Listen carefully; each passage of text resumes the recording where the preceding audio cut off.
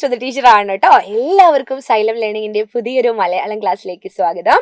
ശ്രുതി ടീച്ചറിന്റെ ക്ലാസ്സിലേക്ക് സ്വാഗതം. അപ്പോൾ ഇന്ന് ടീച്ചർ വന്നിരിക്കുന്നത് നിങ്ങൾക്ക് ഒരു അടിപൊളി പരീക്ഷാ ചോദ്യം തരാൻ വേണ്ടിയിട്ടാണ്. പരീക്ഷാ ചോദ്യം മാത്രമല്ല, പരീക്ഷ ഇല്ലാത്ത സമയത്തും നിങ്ങൾ എന്ത് ചെയ്യണം, ഇത്തരം ഡിസ്കോഴ്സസ് അല്ലെ, ഇത്തരം കാര്യങ്ങൾ നമ്മൾ എഴുതാൻ പഠിക്കണം എന്നുള്ളത് കൊണ്ട് ടീച്ചർ പറഞ്ഞു തരാണ്. അപ്പോൾ നമുക്ക് ചോദ്യത്തിലേക്ക് പോകാം. അതിനു മുൻപ് നമ്മുടെ ചാനൽ സബ്സ്ക്രൈബ് ചെയ്യാത്തവർ എന്ത് ചെയ്യണം, സബ്സ്ക്രൈബ് ചെയ്യണം. അതുപോലെ വാട്സപ്പ് കമ്മ്യൂണിറ്റി ഗ്രൂപ്പിൽ ജോയിൻ ചെയ്യാത്തവരുണ്ടോ? ഉണ്ടെങ്കിൽ ഒന്ന് ഓടിപ്പോയിട്ട് ആ കമ്മ്യൂണിറ്റി ഗ്രൂപ്പിൽ ജോയിൻ ചെയ്യണേ. നമുക്ക് നോട്ട്സ് ഒക്കെ ഓരോ എക്സാമിന് വരുന്നുണ്ട്, അതിന്റെ നോട്ട്സ് ഒക്കെ കയ്യിൽ കിട്ടണമെങ്കിൽ വാട്സപ്പ് കമ്മ്യൂണിറ്റി ഗ്രൂപ്പിലൂടെയാണ് നമ്മൾ അയക്കുന്നത് കേട്ടോ. അപ്പോ നമുക്ക് പോകാം. എന്താണ്, പരീക്ഷയെ ചിരിച്ചുകൊണ്ട് നേരിടാം. അപ്പൊ നമുക്കൊരു സംഭാഷണം എഴുതുന്നത് എങ്ങനെയാണെന്ന് നോക്കാം. ചോദ്യം എങ്ങനെയാ വരിക നമുക്ക് കാണാം കേട്ടോ. ഇതാ, മുറ്റത്ത് പൂച്ചെടിയിൽ ഇലയുടെ ചുവട്ടിൽ എന്തോ തൂങ്ങിക്കിടക്കുന്നു. ഞാൻ അമ്മയെ വിളിച്ച് കാണിച്ചു കൊടുത്തു. അത് പൂമ്പാറ്റയുടെ പ്യൂപ്പയാണെന്ന് അമ്മ പറഞ്ഞു. ശരിയാണ്, 3ാം ക്ലാസ്സിൽ ഞാൻ ഇതേപ്പറ്റി ഞങ്ങൾ പഠിച്ചിട്ടുണ്ട്. ഞാൻ കാത്തിരിപ്പ് തുടങ്ങി. പ്യൂപ്പ പൊട്ടിച്ച് പൂമ്പാറ്റ പുറത്തിറങ്ങുന്നത് കാണാൻ. ഇതൊരു ഡയറിയാണ്. ആരുടേതാണ്? ദാ ശ്രേയയുടെ ഡയറി. അപ്പൊ ശ്രേയ ഒരു ഡയറി എഴുതി വെച്ചിരിക്കുകയാണ്. അതിലെന്താ പറയുന്നത്? നമ്മുടെ പൂമ്പാറ്റ ശലഭം ഉണ്ടാകുന്നതിനെ പറ്റിയാണ് അല്ലെ. പ്യൂപ്പ പൊട്ടി പൂമ്പാറ്റ പുറത്തു വരുന്നതിനെ പറ്റിയാണ് ഇതില് എന്താ എഴുതിയിരിക്കുന്നത്, ശ്രേയക്കുട്ടി ഡയറിയിൽ എഴുതിയിരിക്കുന്നത്. അപ്പൊ ഒരു ഡയറി എഴുതുന്ന മോഡലും നിങ്ങൾക്ക് കിട്ടി. ഡേറ്റ് ഉണ്ട്, അതുപോലെ ഏത് ദിവസമാണ് എന്നുണ്ട് അല്ലെ. ഇനി ഈ ഒരു ഡയറി നിങ്ങൾ കണ്ടു. പൂമ്പാറ്റ പുറത്തു വന്നു വർണ്ണച്ചിറകുള്ള നല്ല ചിത്രശലഭം. അപ്പൊ ശ്രേയയ്ക്ക് പൂമ്പാറ്റയോട് പലതും പറയാനുണ്ടാവില്ലേ? ശ്രേയയും പൂമ്പാറ്റയും തമ്മിലുള്ള സംഭാഷണം എഴുതാനാണ് പറയുന്നത്. അപ്പൊ ഒരു സംഭാഷണത്തിൽ 2 പേരാണ് ഉണ്ടാവുക. അതില് ആരാണ്? ഒന്ന് ശ്രേയയും ഒന്ന് പൂമ്പാറ്റയും. അപ്പൊ ശ്രേയ എന്തെങ്കിലും ചോദിക്കും, അതിനുള്ള മറുപടി പൂമ്പാറ്റ പറയണം. പിന്നെ വീണ്ടും ശ്രേയയുമായിട്ടുള്ള സംസാരം, ശ്രേയയുടെ സംസാരം, പൂമ്പാറ്റയുടെ മറുപടി. ശ്രേയ പൂമ്പാറ്റ, അങ്ങനെയാണ് നമ്മുടെ സംഭാഷണത്തിൽ അല്ലേ.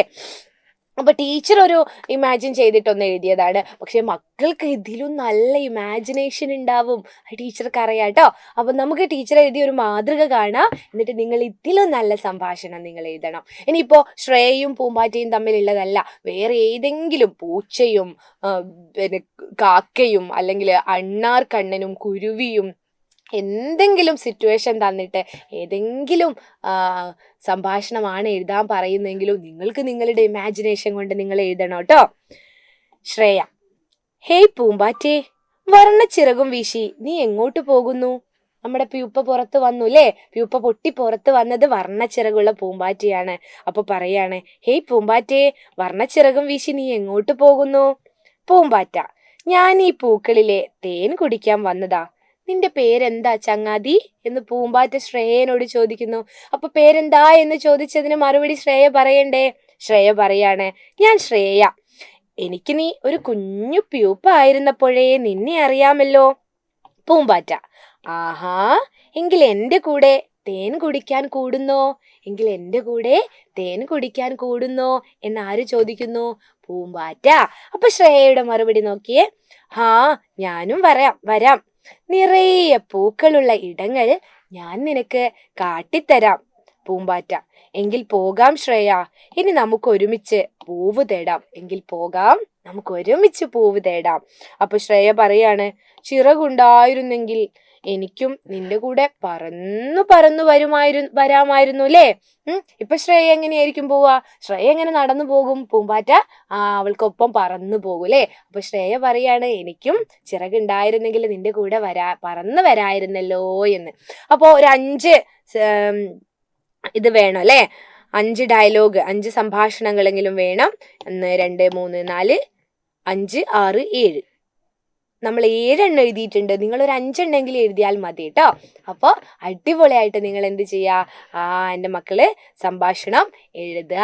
ഇത്തരത്തിലുള്ള ചോദ്യം വന്നാൽ ഇങ്ങനെ എഴുതാൻ പറ്റില്ലേ? നിങ്ങൾ നിങ്ങളുടെ കൂട്ടുകാരോട് ചോദിക്കും പോലെ, അല്ലെങ്കിൽ പൂവിനോട് ചോദിക്കും പോലെ, പൂമ്പാറ്റയോട് ചോദിക്കുന്ന പോലെ സങ്കല്പിച്ച് എഴുതുക കേട്ടോ, ഏത് വന്നാലും. അപ്പൊ മറ്റൊരു വീഡിയോ ആയിട്ട് കാണാം. അതുവരേക്കും ബൈ.